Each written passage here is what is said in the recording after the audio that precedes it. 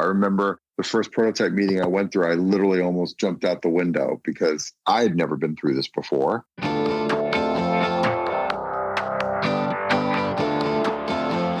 Hey, my name is Felix Tia, and I'm the host of Shopify Masters, a weekly podcast powered by Shopify, the easiest way to sell online, in person, and anywhere in between. Each week, we invite entrepreneurs like you to share what they've learned growing successful e-commerce businesses. In this episode, you'll learn why this company made a big bet with a huge launch with an expansive product line and influencers right from the beginning, how to identify amazing agencies to help you grow your business, and what this company did to sell out during their very first launch.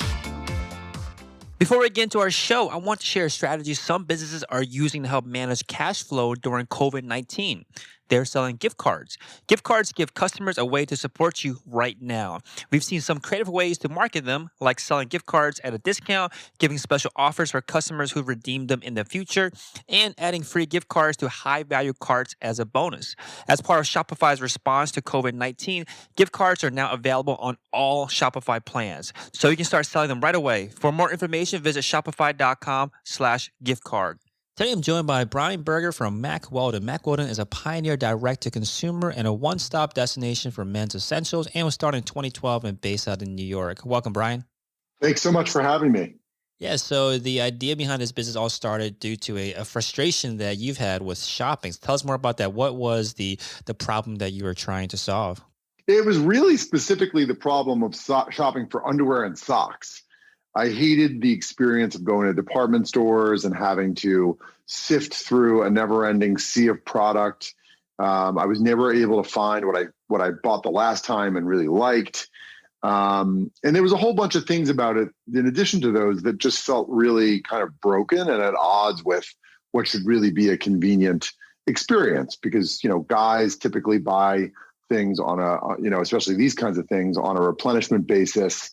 And nobody was making it easy to do that. And so to me, a light bulb went off at that moment of, there's got to be a better way. And so we set out to, reinvent men's basics. And, a big part of that was customer experience driven. But then there was obviously a very significant component that was product driven. Got it. Okay, so those two things, customer experience driven and product driven. I want to talk about that in a second. But before we get there, you had this problem that you faced yourself. Did you know that others had this issue? Like, how did you know that there was a demand or that this problem was larger than yourself? Yeah, that's a great question, because I think entrepreneurs spend a lot of time trying to assess, the market opportunity and whether or not there actually is a problem. And for me, I would say, I was solving for myself as a consumer, and I'm not particularly high maintenance or low maintenance. I'm sort of right in the middle as it relates to like shopping and clothing and, the degree to which I care about those things. And so really just informally surveying a lot of guys. And what was particularly interesting was, when you get into conversations with guys about their underwear and t-shirts and socks, they actually have a lot to say. And this was at a time when, people were like, well, you're going to talk to me about my underwear, but it's sort of like you creak the door open and there's a lot of thoughts there with respect to not just the shopping experience, but also just what they love and don't love about the product that they are currently loyal to. So there was a lot of that, sort of informal kind of surveying, peers, friends, family members, those kinds of things. And then we did some, I would say, light, more official market research where we sent, a survey out to say 100 people who we were close to, and then we asked them to forward it on to 10 more people. So, we got a decent number of responses just to test out certain things, but it was not, there wasn't a ton of, testing. I think we sort of believed in our gut, and then validated by, information that we received from others that this was a pain point, and that if you could solve for it, then you had a real opportunity. And a big part of another big aspect of it was this notion of replenishment. Once there's loyalty, the process of replenishment should be really easy. And buying stuff through a retailer or a department store just isn't. By design, those places are engineered to always have new, ever-changing assortments of product. They don't get excited about having the same old thing over and over again. So that just results in a bad experience.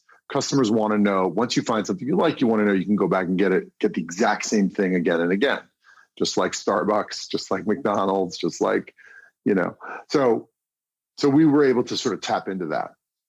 Got it. So that's one, it sounded like one theme that you're hearing was around replenishment. Were there other kind of themes that surprised you during that early research, either formally or informally, that had a big impact on the direction of the business?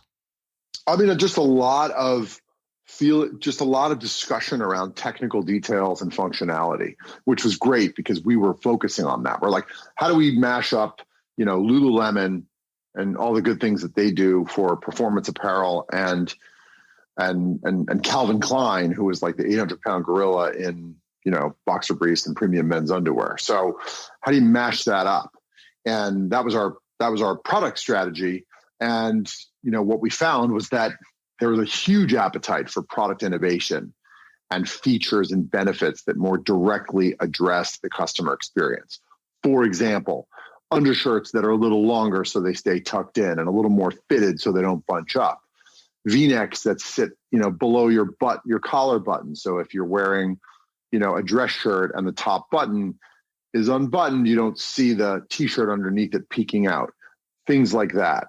Yeah. So you had mentioned earlier about how there were two kind of angles or two areas that you wanted to focus around customer experience and also product driven. And you mentioned that there's a lot of room for innovation, a lot of appetite for innovation in this space.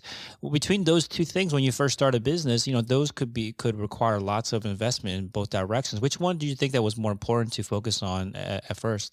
I think they're equally important because we could have designed the best product on earth, but because our go-to-market strategy was digital first, if we didn't design a customer experience that felt unique and interesting and compelling, it was going to be hard to get people to engage with our product, right? It's not like we were relying on Nordstrom to do it for us, right?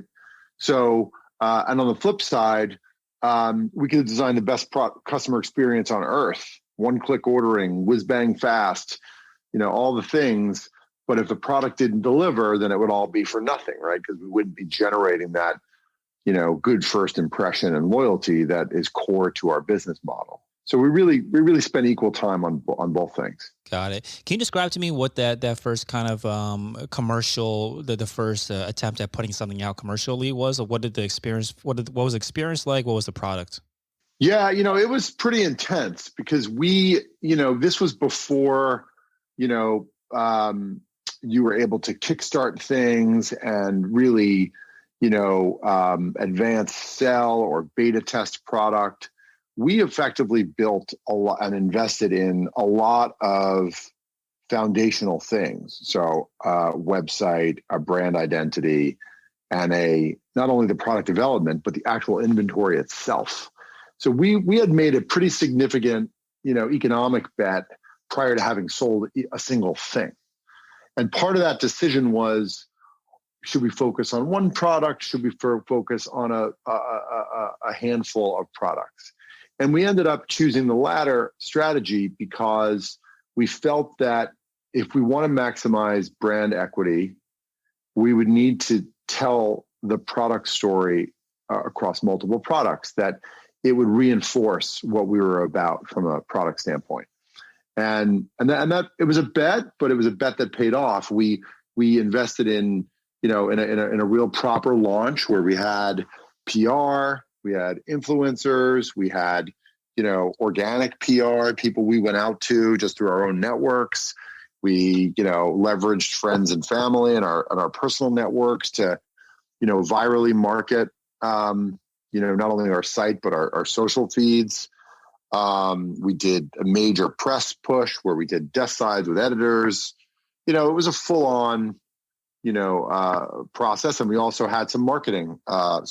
We wanted to test some digital marketing so that we would have some of those initial metrics to help, determine how we were going to build and grow that side of our business as well. Got it. Yeah. So this big bet, even before you sold a single thing, is definitely a story that is counter to what you typically would hear about how to start a business, right? Especially when you when it's a startup like a brand like yours. So you mentioned that there was a big launch with PR influencers, a actual product line rather than just selling one product. And for every one of you, there's a bunch of folks that did not making this kind of big of a bet. What do you think that you guys got right though that allowed this big bet to pay off? Well, I think that we always thought about this as a brand and a bigger opportunity versus like, can we sell a specific product? I think a lot of what you see now and what you see in the DTC landscape, you see a lot of singular or highly focused product, campaigns being executed really well on Instagram and growing meaningful businesses, but there really isn't much beyond that, right? It's just really how quickly and how efficiently can we drive the sale of this one product. For us, we were looking at, brands like Lululemon and Patagonia and Nike, that really, earn the right to do other things over the course of time. And so we felt that in order to do that, in order to put our best foot forward there, we would need to make a bigger upfront bet, because we didn't want to be seen as, just a company that makes cool socks, or, just a company that makes cool underwear. We really wanted it to feel bigger than that in the consumer's mind and give ourselves the opportunity to do more. And, again, that was just a choice that we made. It's not necessarily one that, is a one size fits all situation. Right. So the big piece of this was that you wanted to be able to tell this cohesive brand story. And I think this is an area that feels very kind of vague, I think, to a lot of entrepreneurs about how to build a brand. Can you talk to us about what that means to you? What does it mean to have a brand? When you mentioned like a Lululemon, like how do you build a brand like that? Well, it's multifaceted, right? It's a brand strategy. It's a narrative. It's a point of view. And I would say that piece of it, we probably spent the least amount of time on, and we're actually spending a lot of time on it right now. We're coming to market with a sort of evolved brand strategy that will position Mack Weldon, the brand, and why it's important for customers to associate with us from an emotional perspective.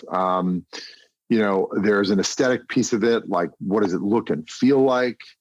There is a product piece of it, which is what is the product strategy? Is it fashion? Is it technology and innovation? And so really nailing that and being very specific about that. There's, on product, branding and marketing, like how do we have these design signatures on the product that tie it all together so that when consumers are wearing the product, there are certain things that are visible and notable and distinguishable to us. So it's a series of things that are tangible, right? What the product is and what your approach is and how you brand, how you market. It's what is your point of view and what is your narrative? So, it could be a sustainability narrative. It could be an innovation narrative, which is what we chose.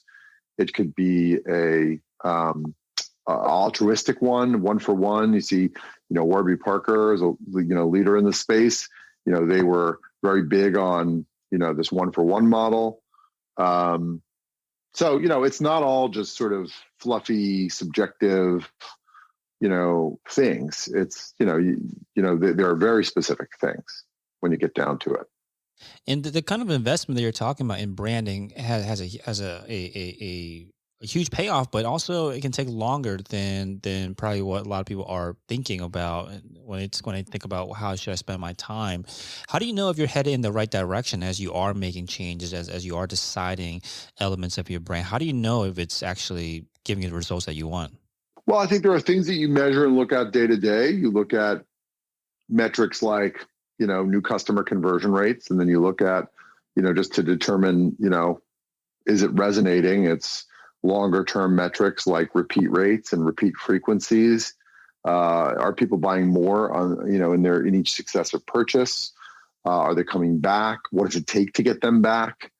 Are they buying more of the same thing? Are they buying cross category? So there's a lot of those types of metrics you can do to sort of gauge the efficacy of your value proposition. And then at the brand level, there are things that you can do to track the awareness and consideration of your brand just by surveying, segments of the population. So those are two ways. And when you first launched, what were the products that you had on hand? Yeah, it's a good question. So we launched with underwear. So 3 different styles of underwear: boxer brief, a trunk, and a brief. We launched with t-shirts. We had a V-neck and a crew neck version of the t-shirts. We launched with socks, and we had like solid socks and pattern socks. And we launched with undershirts, V-neck and crew neck undershirts. So it was not a small assortment out of the gate. And it was scary. No, yeah. And then I can imagine it must have been a hectic process during the product development too, now that you had all these different lines you wanted to launch with. Talk to us about that. What was the process like behind that first kind of round of product development for that launch? It was really hard. And we were fortunate in that we, through a lot of shoe leather, ended up partnering with a person / small agency that remains a long-term an integral partner of ours that really helped in that initial product development. And their whole way of working is they take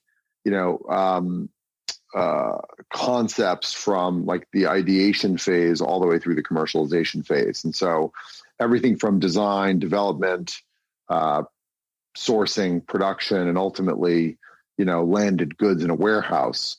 And so we were able to, through that process, really get to not only a very high quality of differentiated product, but we were able to have it delivered, on time, on budget, and without any issues, which is also critically important, right? If one thing goes wrong in those early days, it could be pretty catastrophic, right?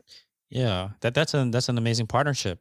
For someone out there that is looking for a partnership like that, what would they even be searching for? What kind of agency or what kind of company would they search for if they needed someone to help them with this piece of it?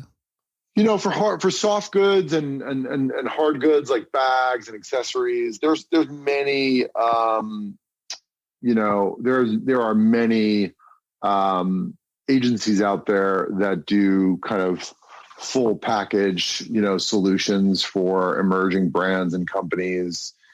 Part of, I think, the entrepreneurial journey is like figuring out how you're going to get your product made if it's a product type of business, and getting to the right place, I think, is a little bit of a predictor on how successful you're going to be, because there's a lot out there, and the choice isn't always obvious. Like, we had choices to go and do this direct, which we do a lot of now. More than 50% of our business is direct relationships that we have with, manufacturing partners. But in the early days, like, obviously, we wouldn't know where to go or how to get stuff sourced, and it would have been a much more labor-intensive process, time-intensive process than what we ultimately ended up with. Yeah. Now, when you are looking for either an agency like this or any other kind of partner, given your experience, how do you vet who's going to be a good partner to work with? The best source for anything, whether it's a marketing agency or this type of an agency or tech-related, is just to call references. And the best kind of references are back channel ones where they don't know you're calling. So, find out who they partnered with, look on their website, do some LinkedIn searches, and then go and try and reach out to somebody to get a real honest perspective on how it all went. I like that.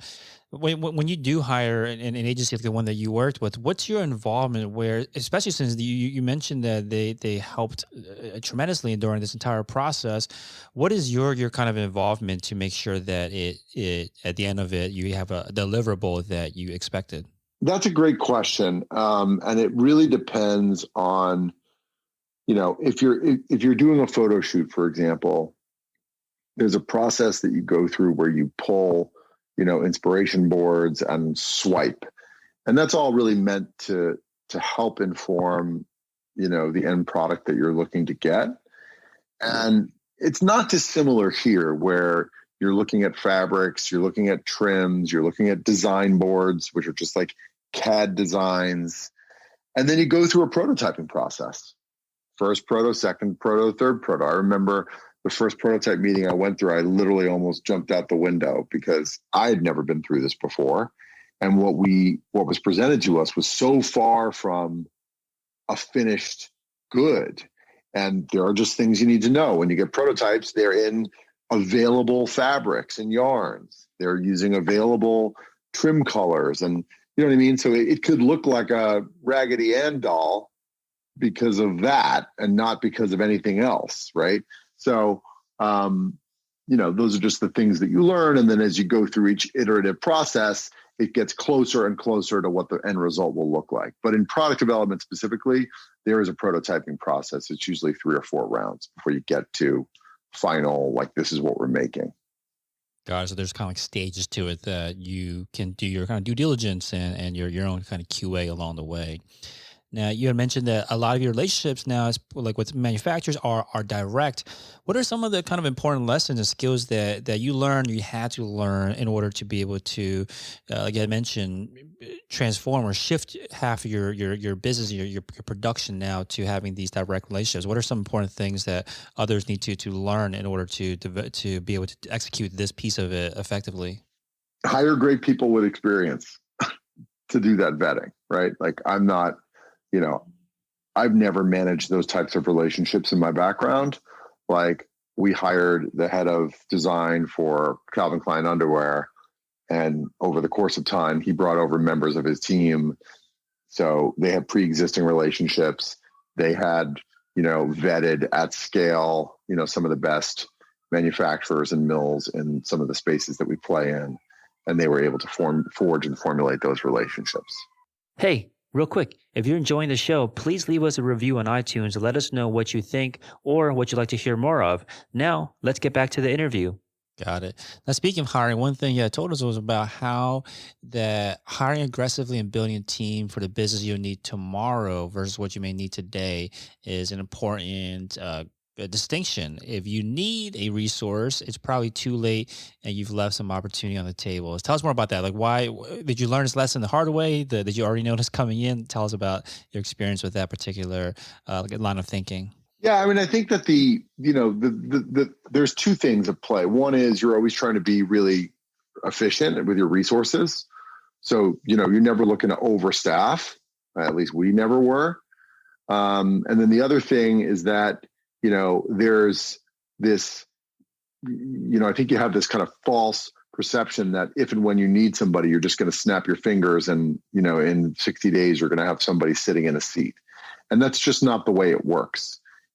Talent in this market for what we do is highly, highly, highly sought after. You've got to, really, really hustle to get good people. And so when you really need someone, you're anywhere from 60 to 120 days with an earnest search to getting a high quality candidate in a seat. And then they're learning, then they're ramp up and all the other things. And so my point is just that, like, be really honest about your hiring plans and what your needs are going to be, and try and formulate a plan or at least get a process in place that you can activate on short order to get good people in, because it's hard. How do you kind of expand as almost like this fog of war to know what's coming and what do you need next? Like, how can you have more foresight into what areas that you might need to start hiring for today so that you have them ready in 3 months from now when you really need them? Well, I mean, I like to think that in order for people to be effective in their job and also, feeling like they are developing in terms of their career development, you really need like a 70-30 split of their time. So for example, if somebody's working at 100% capacity all the time, then they're likely going to burn out and they're likely not going to be able to expand their portfolio of skills beyond whatever that one thing is. And so I think as you look around at your team, if you've got a bunch of people working at 100%, then that should be a pretty good alarm bell to say it's time to, maybe add some resources here so that we can give people some capacity to think about other aspects of the business to help show whether or not they could be effective in evolving their skill set and to just really get the best out of people. So that's one thing. And then the other thing is that, companies like early stage companies are riddled with like single points of failure, like one person doing one job that's critically important to the company. And I think that it's always important to look around as to who those people are and what functions they're serving and what you would do if they disappeared one day, and think about what a succession plan looks like for those roles. And for folks out there that are hiring for the first time, what are some of the early lessons that you learn about hiring? It's really important and it's really hard, and it's something that you should take very seriously. And by that, I mean having a real process in place, one that involves multiple people screening for very specific but different things. So maybe one person's screening for skill set, maybe one person's screening for culture and values, and maybe one person is screening for some other attribute, things that are going to make somebody successful in a startup, attributes like tenacity and self-starting and things like that. Make sure you have a real plan going into it. Make sure you have a real process for getting all the information aggregated as you move somebody through the process. And I'm a huge fan of giving some sort of project or test or something where you can either actually test somebody's skill set or competency, or just get a sense for their ability to like synthesize information and to present it back in a clear and cohesive way. Just learn so much in that process. And it sort of takes the subjectivity out of it. Like, I like that person, or we had a great conversation, or we grew up in the same town. Those are things that are, they matter, but they're not really important. And they tend to carry too much of a weight in the hiring process. Makes sense.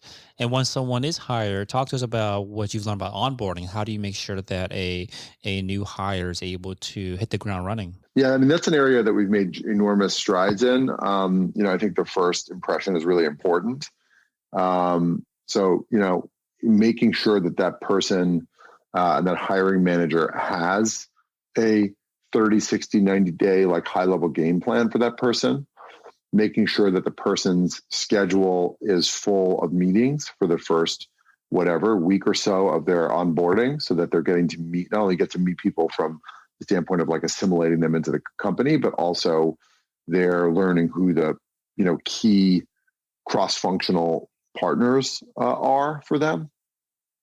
And then just more, kind of culturally, we do this thing where you have a lunch buddy your first day, and that person is from a different department, and they take you out to lunch and do that. So, having everything ready, being really buttoned up about it, not treating it casually, don't have the person start at 9:00 on a Monday when you're going to be digging out of your emails. Make it 10:30 or whatever time you're going to be coming up for air, and really overinvest in that process is very important. Yeah, definitely get the seriousness of what you're talking about. I think for a lot of people, hiring is just about kind of fly by the seat of your pants. It's just like trying to piece it all together as the person joins the company, and then plan just, one day at a time. But yeah, you have clearly explained what the importance of having that all outlined way beforehand. Now, I want to talk about so you mentioned that there was this big launch with a few product lines. What happened after the launch? Like, once that launch was done, like, how were you able to continue the momentum of the brand and the business and the attention? Oh man, that was really scary, because the first fear was like, are we going to sell anything? We have a warehouse full of inventory that costs us a lot of money.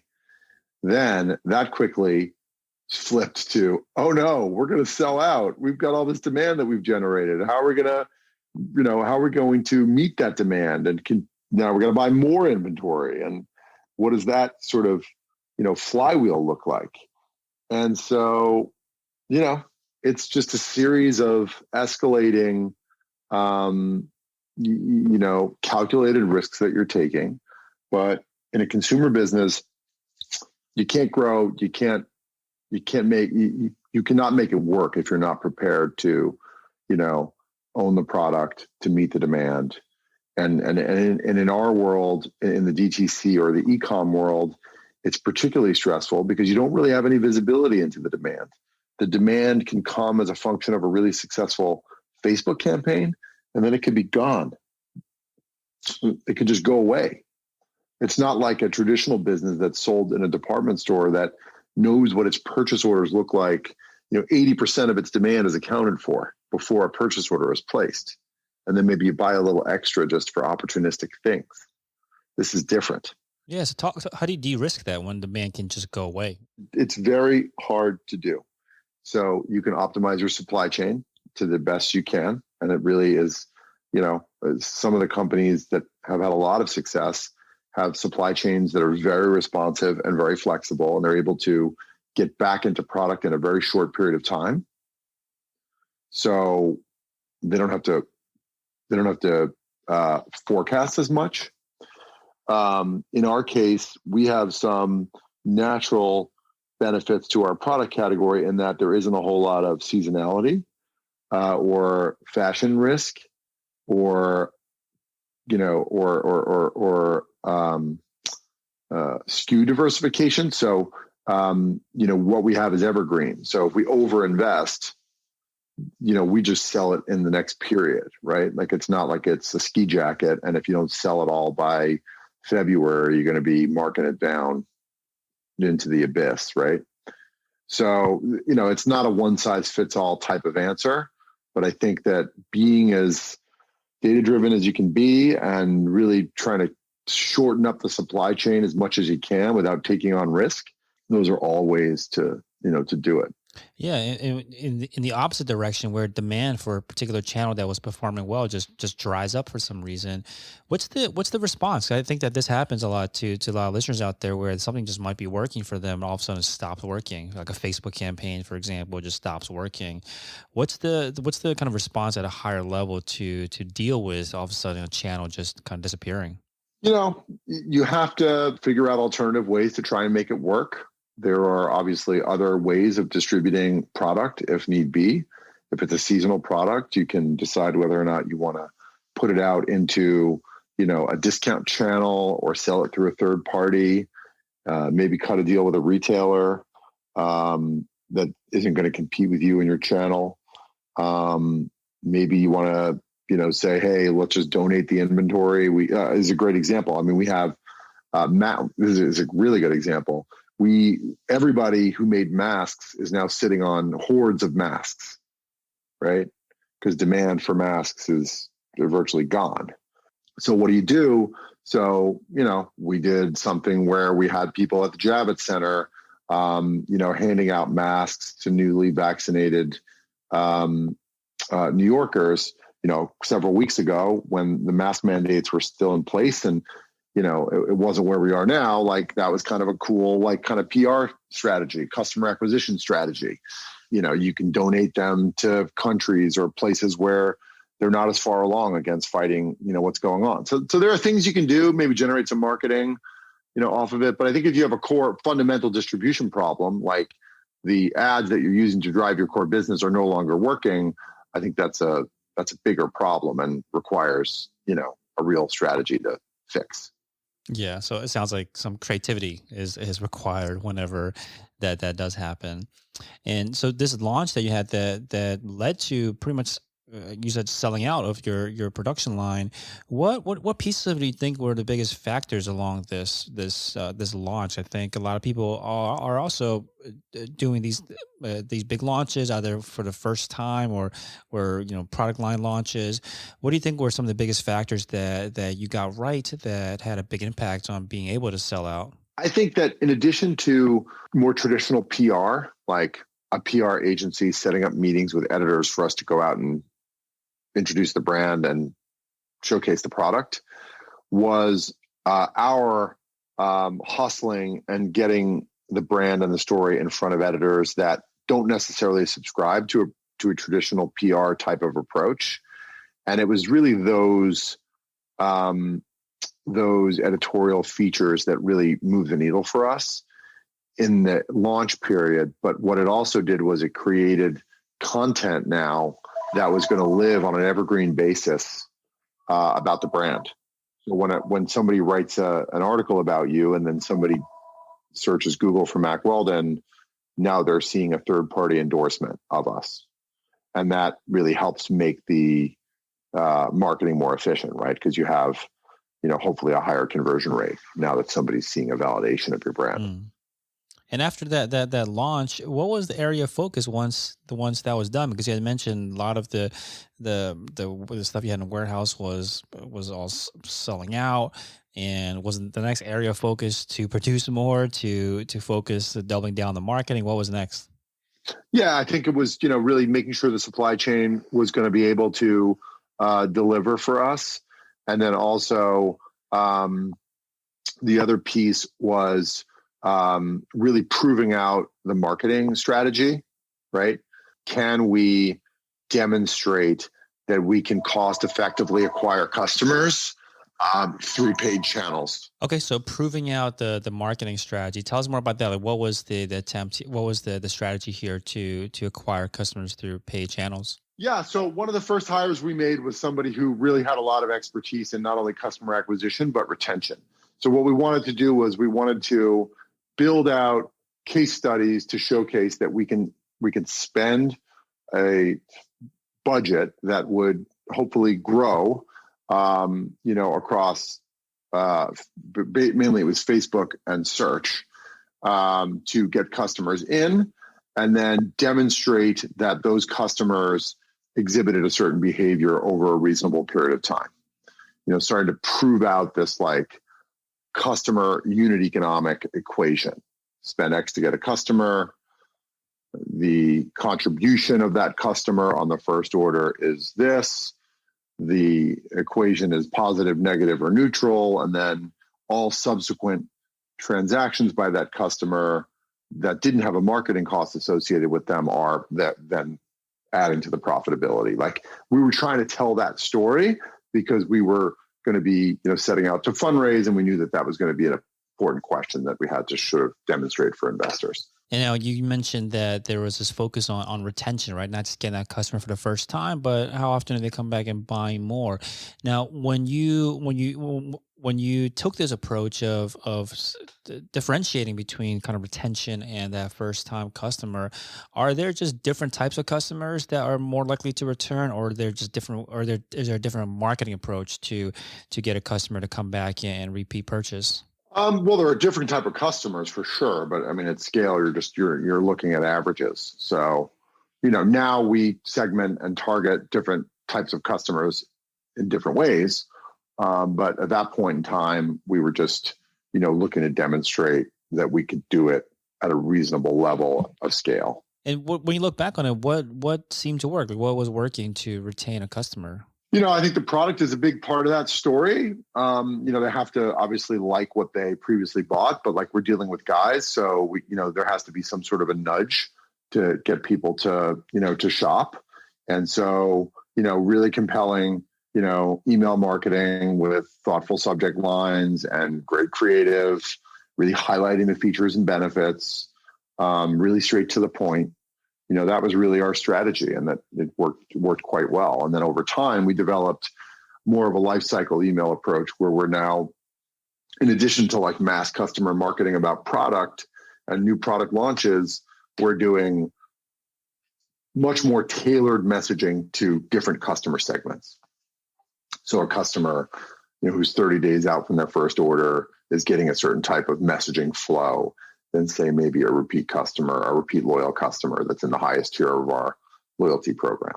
And one thing you also mentioned to us was that one of the key factors in your success was your ability to remain disciplined and to stay focused, especially early on. And you said here that there's so many opportunities to lose your way in every area of your business, from product to marketing to people.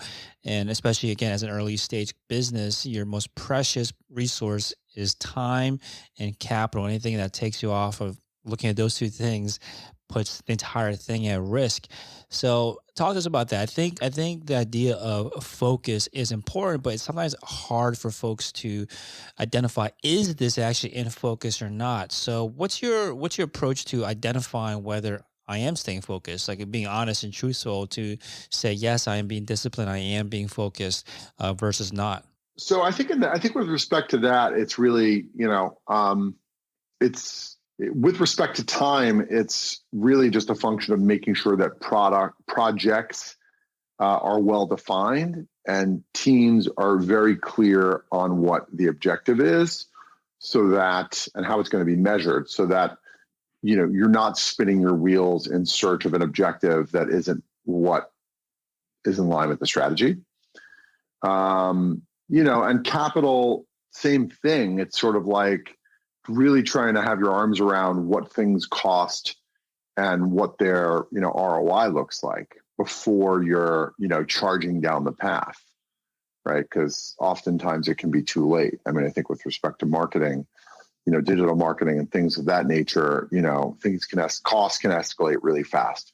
So you have to really have controls over like how you're defining success, and then really making sure that you have visibility into that on a relatively real-time basis. Now, I want to talk about the website. So you've been in business for almost a decade now, so I'm assuming the site has evolved a bunch of times along the way. Talk to us about some of the big changes that you've made to the website that have had the biggest difference or most impactful differences to new customers and conversions. Well, we re-platformed to Shopify, so that was a big change. We went from essentially hosting and maintaining our own, kind of e-commerce, code base to Shopify, which was a pretty bumpy transition. That had less to do with Shopify and more to do with just how the transition was managed. But now that we're there and we're comfortable and settled, and we've got real pros working on our platform, it's been fantastic. And it's really enabled us to focus on the things that matter to our business, like what the digital customer experience is, and providing a best-in-class checkout flow and analytics and integration of apps and all that good stuff. So that, and in terms of like, what are the most important things that drive customer acquisition or conversion? I mean, starts with speed. Really, we spent a lot of time in the early days of Shopify, like really trying to optimize for speed, site speed. I think you take for granted how important that is. And so that was a pretty big needle mover for us. And then there's just other feature driven things, how you lay out the product detail pages, the imagery that you use, search functionality, how you organize the nav, those kinds of things. Yeah, you mentioned the importance of this digital customer experience. What are you looking at when you are looking to change a site to improve the digital customer experience? How do you measure something like that? Well, we A/B test everything. So, if we're making, well, not everything, but important things. If we're making a change, we look to A/B test to understand whether or not the test is the same, better, or worse than the control. Yeah. Have there been any changes recently that you have tested that have had a big lift? Well, we recently added search, which was a really big, upgrade for us, where we integrated a third-party application that is, I think, a big, important, Shopify app called I think it's called Algolia. So we were able to integrate like a really good search app, as we've grown the product line. Having that there has been really, positive in terms of like discovery. And then the other thing that we recently did was we really pretty much totally reorganized our nav in a much more intuitive way. So customers are able to find, products that they may not fully associate with us, right? Just due to the fact that we have a better nav. Oh, that's awesome. So you mentioned Algolia as an app. Are there any other apps that you are big fans of, or that you rely on to keep the website or the business running? I mean, we're very happy customers of Happy Returns, Happy Customer, Happy Returns. It's really made our reverse logistics and returns workflow like so much more streamlined. We previously had a custom app built for returns that was really complicated and over-engineered, and something that we were spending a lot of time on. And so, happy returns and that smooth integration has not only delivered on a better technical experience, it's also resulted in a much better customer experience. And it's saving us money as well. Awesome. Anything else? Those are two that come to mind that really relate specifically to Shopify. We use Looker for analytics. We use Snowplow for data. We use a tool. We use something called Twilio for merchandise planning. Awesome. Yeah, definitely a data intensive business, right? That you're looking very closely at data. And, have there been any findings when you're looking at data that would surprise you that just wouldn't reveal themselves elsewhere? Just to give people an idea of how much of a story that data can provide. Do you have any examples of things that have come out of just analyzing the data that just wouldn't appear from, a qualitative observation? There are some things like we have a loyalty program that has certain like spend thresholds associated with it. And I think that we generally have the belief that some of the tiers of the loyalty program were driving behavior, like customers would spend to get to that level. And that if we were to remove that level, that like interim level, would our average order value go down, right? Because customers weren't reaching, or they no longer had an incentive to reach. But the other sort of the sort of counter thought was like, do customers even know about that middle tier? Like, is it even part of their consideration? And so it's great to be able to have the data to test that and understand, well, if we remove this feature, our average order value is going to go down, or are they going to stay the same or potentially go up? Because that feature is applying a discount that may not even be understood by the consumer at the time when they're filling their cart up.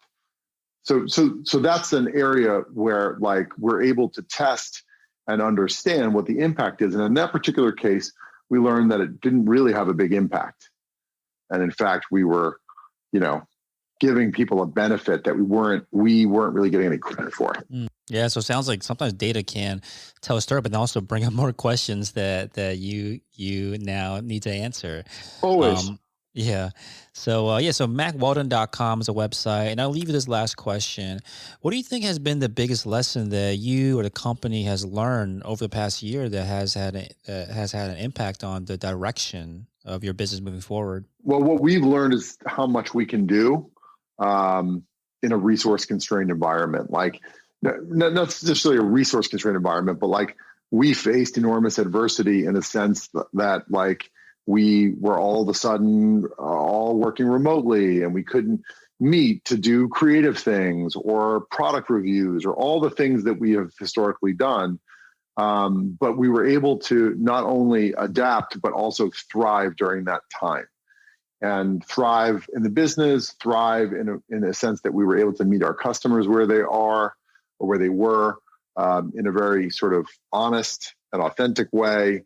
And so I think that's really great because, everybody now knows what is possible, even when our hands are somewhat tied, right? Like how do you execute a great, marketing campaign when you can't enter the studio and do a new shoot? Well, you go into the archive and you find assets that, meet the objective. And then you have a really great editor come and stitch it all together, and you do it all remotely and you put it out into the market and it works. That is a huge confidence booster to the team. So now when you have a budget and you can go to a studio, how much more potential is there? Or maybe you realize that, hey, you don't need to spend that kind of money to get a great result. Awesome. Amazing. So thank you so much for coming on and sharing all of your experience and advice, Brian. Thank you so much for having me. It was great chatting. Thanks for tuning in to another episode of Shopify Masters, the e-commerce podcast for ambitious entrepreneurs powered by Shopify.